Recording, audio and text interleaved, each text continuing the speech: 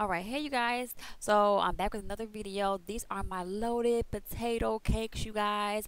I love this little side dish. You can use these for sorry for my voice, morning, noon, and night, breakfast, lunch, and dinner, doesn't matter. So right here I'm just using previous mashed potatoes that I cooked the night before. I use about 4 large potatoes that I diced and boiled and then put into some mashed potatoes with some salt, pepper, butter, and milk. And then I popped them in the fridge. Next morning I woke up and started making these bad boys. So I used about 4 strips of bacon, fried them in the pan, then diced them. I used about a cup of cheddar cheese and about a third cup of chives, and then we're going to start mixing them into the mashed potatoes so they can turn into loaded potato cakes. So after I get them nice and mixed and everything's all mixed together and everything like that, we're going to start forming these into patties. You definitely want to make sure that if you're going to do this like all in the same day, then you want to make sure that your mashed potato mixture is all the way cold, like totally refrigerated.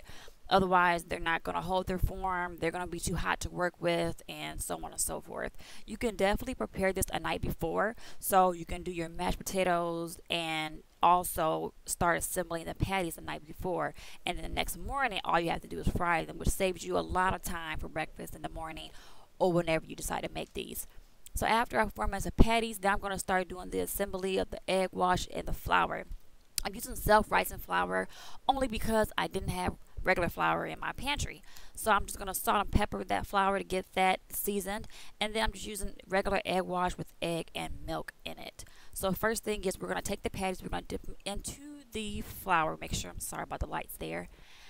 And then we're going to shake off the excess flour. After that, I'm going to dip them into the egg wash and then back into the flour for the second time, shake off the excess flour, and then lay them flat on my plate. Make sure you don't double up or don't pile them on top of each other because they will stick, and then you're going to have 2 double loaded potato patties. So make sure you lay them flat. After I let them all get coated with flour and the egg wash, then I'm going to pop these into my refrigerator or freezer for a good 20 minutes to let them get cold and let them start to form their shape so that they will be able to hold their shape when I fry them in the skillet. Make sure you definitely do this. You do not want to start after you assemble them and start putting them in the frying pan, because then they will not hold their shape and you'll just have a big glob on your hands. So after I let them sit and get cold in the refrigerator or the freezer, whichever you choose, I place them into a frying pan where I use about a tablespoon of butter.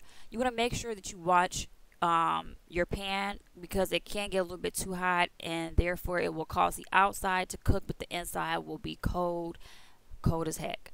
So make sure that you set your temperature to an even temperature to where they can still get crispy on the outside but also get warm and gooey on the inside so that cheese can melt.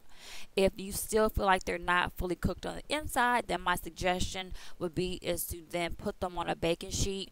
Make sure you have a wire rack on top or some sort of wax paper, and then just place them into the oven and let them finish cooking in the oven for another 5 minutes or so.